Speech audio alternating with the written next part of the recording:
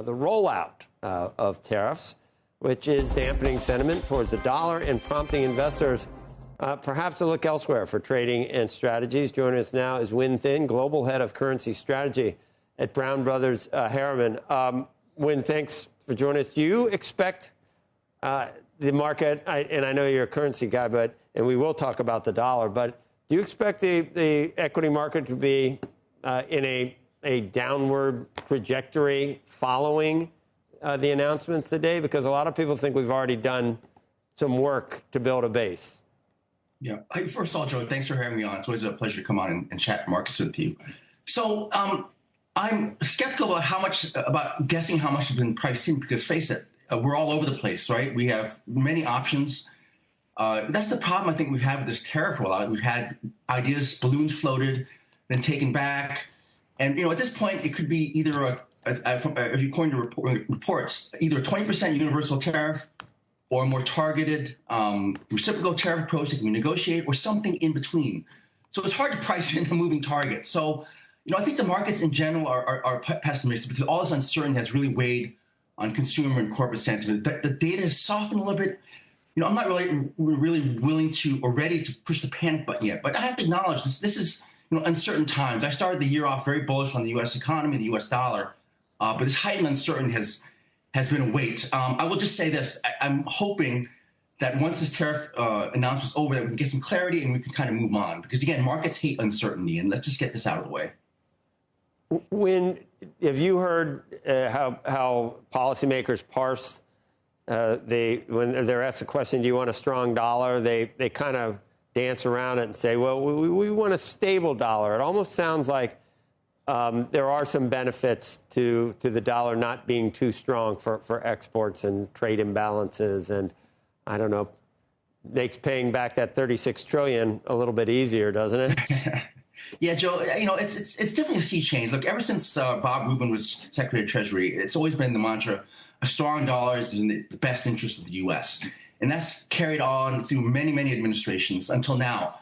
If you read between the lines in some of the policy papers that, for instance, the Scott Bessent, Stephen Miran have written, between the lines, they would like a weaker dollar. To me, as a currency guy, I always say, be careful what you wish for, because as you know, the market sentiment swings.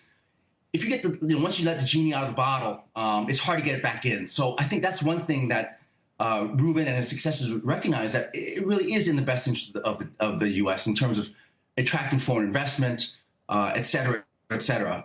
So it's to be determined, but that's unfortunately the sort of kind of weight that's weighing on the dollar. On the other hand, there's also the softer U.S. data, expectation that the Fed may have to cut as a result of a potential recession. Those are all weights against the dollar. Unfortunately, it's changed from just really 3 months ago.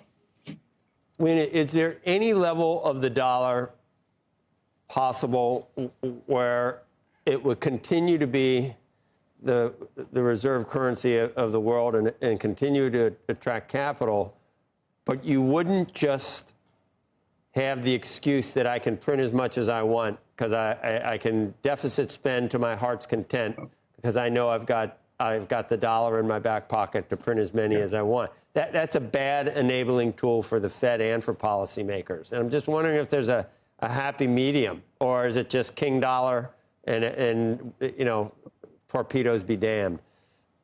Yeah, look, Joe, that's like the $1 million question.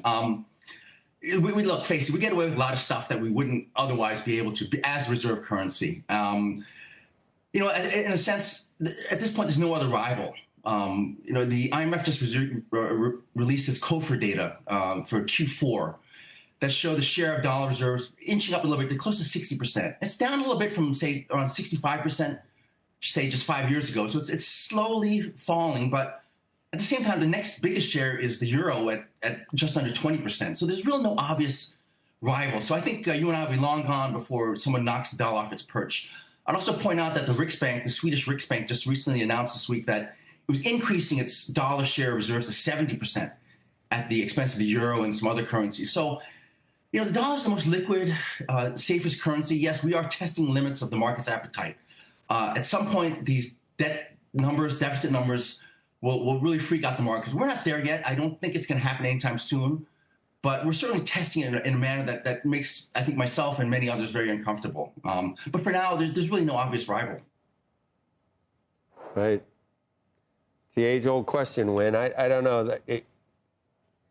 I don't know if you can't even verbalize that you want a weaker dollar. You said it. I think you're even the first person that we've asked that said it, but you certainly won't get any administration officials to say that. That could be self-fulfilling, and you're right. Then you can't. It's hard to get it back if you lose it. But there are advantages. All right, Win Thin, go ahead. Your final thought. I know. Again, look. There's so many moving parts. There's the uncertainty, the tariffs, and again, the one thing that we have to remember about tariffs is that you have to look at it in a general equilibrium analysis. If you just say tariffs, hey, we're going to put tariffs on, prices will go up, everything will be hunky dory. That's fine, but the general equilibrium analysis has to call into account what other countries are going to do. Are they going to retaliate? And of course, they are.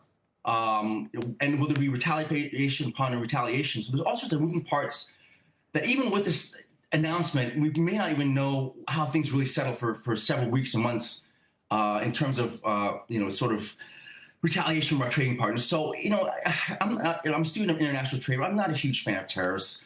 There's a limited case for sort of limited targeted tariffs to perhaps protect an industry for national security reasons. But this sort of universal tariff talk is really just a huge tax on U.S. consumers and something that could really derail the economy. I think that's what's really driving this sort of weakness in the dollar and equity markets. So stay tuned, Joe.